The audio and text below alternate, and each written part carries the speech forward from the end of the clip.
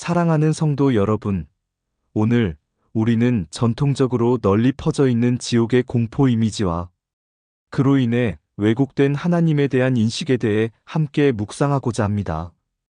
우리 사회와 교회에서는 지옥이라는 단어가 마치 영원히 불타며 고통받는 끔찍한 형벌의 장소를 의미하는 것처럼 선동되고 있습니다. 그러나 오늘 말씀을 통해 이 지옥교리가 단순히 사람들의 두려움을 불러일으키는 마케팅 수단으로 사용되어 왔음을, 그리고 이로 인해 하나님께서 얼마나 사랑과 자비로우신 분이신지를 오해하게 되는지를 바로잡고자 합니다.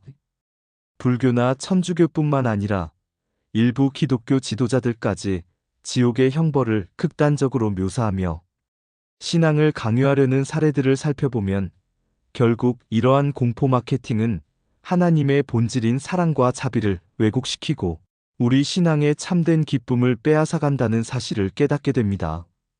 먼저 우리는 불교와 천주교 역사 속에서 지옥 개념이 어떻게 사용되었는지 살펴보아야 합니다. 한 사찰의 주지께서 지옥의 여러 단계를 돈을 받고 판매한 사례를 기억해 보십시오. 이와 같이 지옥은 사람들에게 이곳에 빠지지 않기 위해 꼭 믿어야 한다는 공포심을 불러일으키기 위한 도구로 활용되었습니다.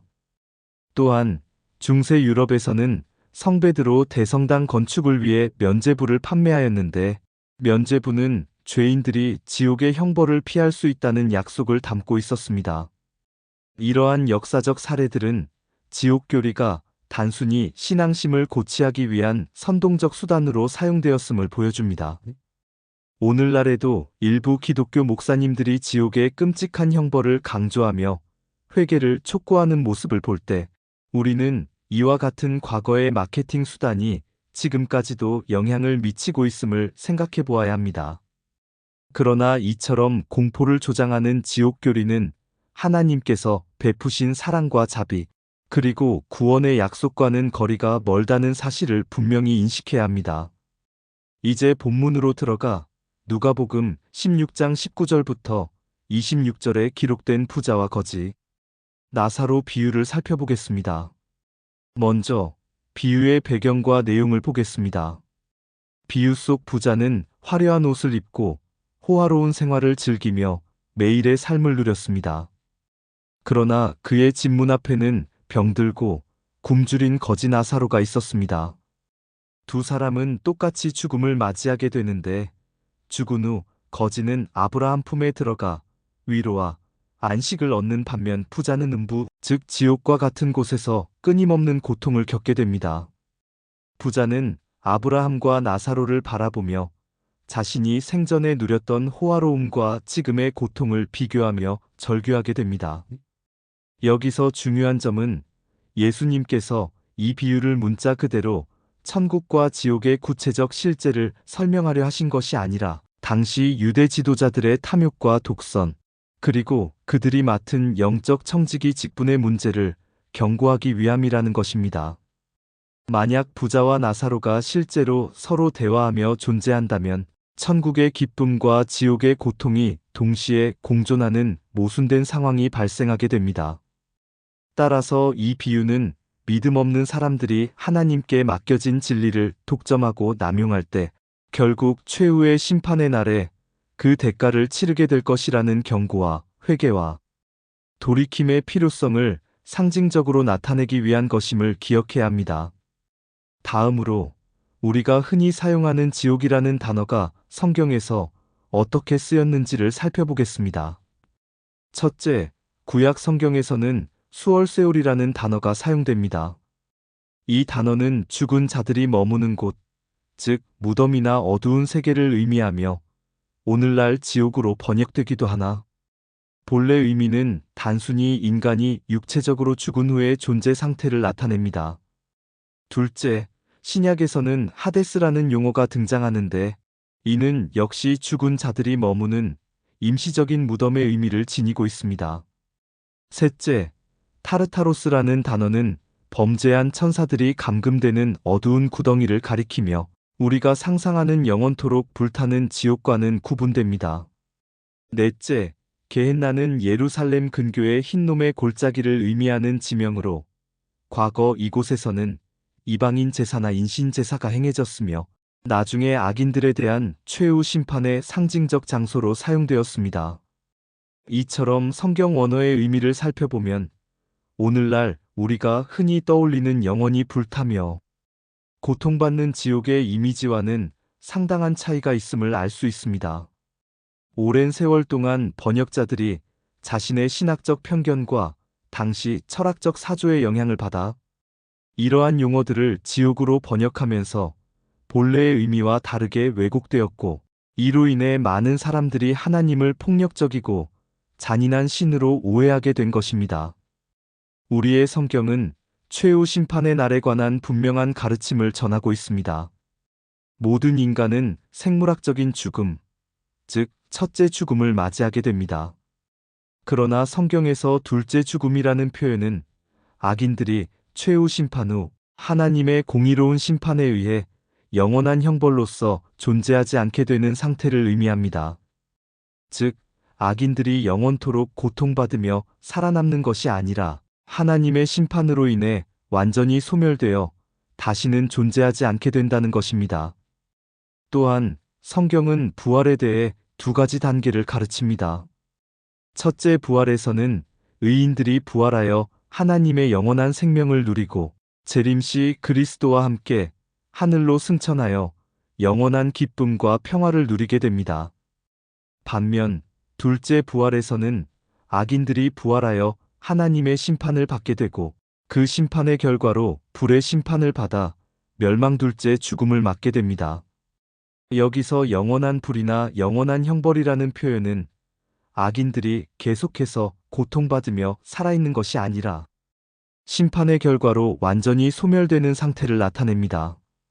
더 나아가 예수님의 재림 후 의인들은 그리스도와 함께 천년왕국에서 왕 노릇하며 영원한 생명을 누리게 되며 악인들은 최후 심판의 자리에서 하나님의 공의로운 심판을 받게 됩니다.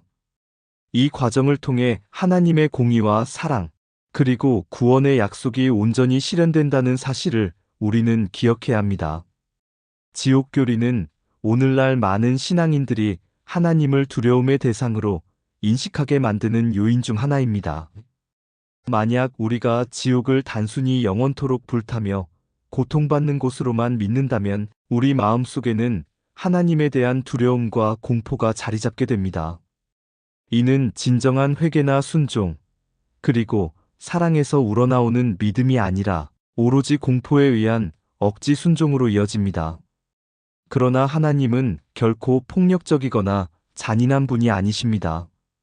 하나님께서는 우리에게 예수 그리스도의 희생과 사랑을 통해 구원의 길을 열어주셨고 그 은혜로 우리에게 영원한 생명을 약속하셨습니다.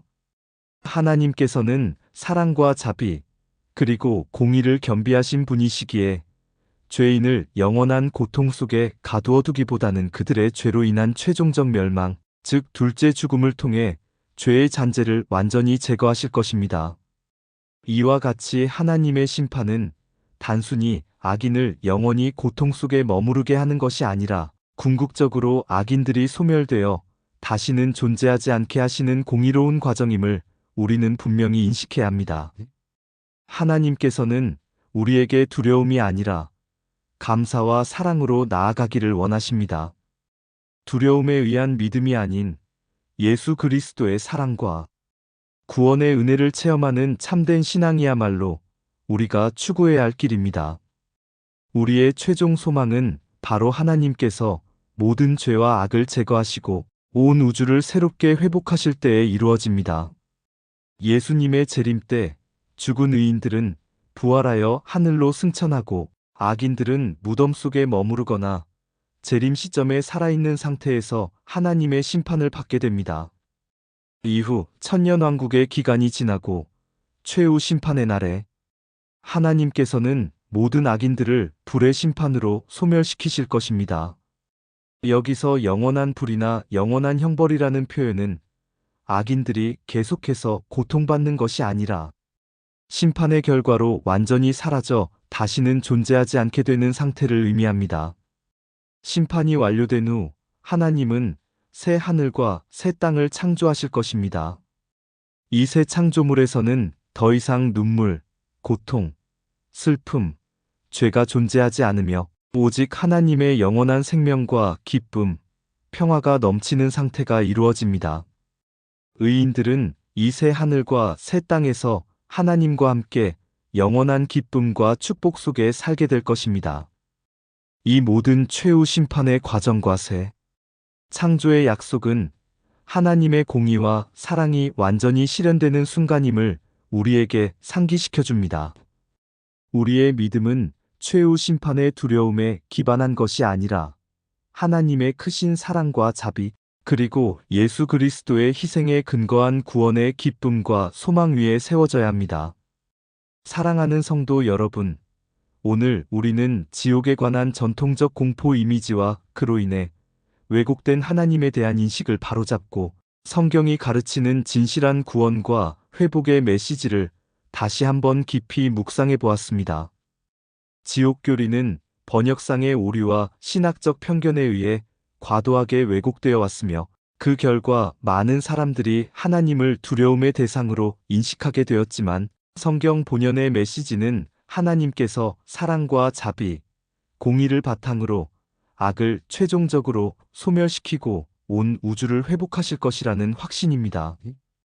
우리는 하나님께서 우리에게 주신 구원의 약속과 예수 그리스도의 희생을 통해 영원한 생명을 누릴 수 있는 기쁨에 집중해야 합니다. 지옥에 대한 과도한 공포에 사로잡혀 두려움에 의한 억지 순종을 하는 것이 아니라 진정한 사랑과 감사, 그리고 믿음의 순종으로 하나님께 나아가야 합니다.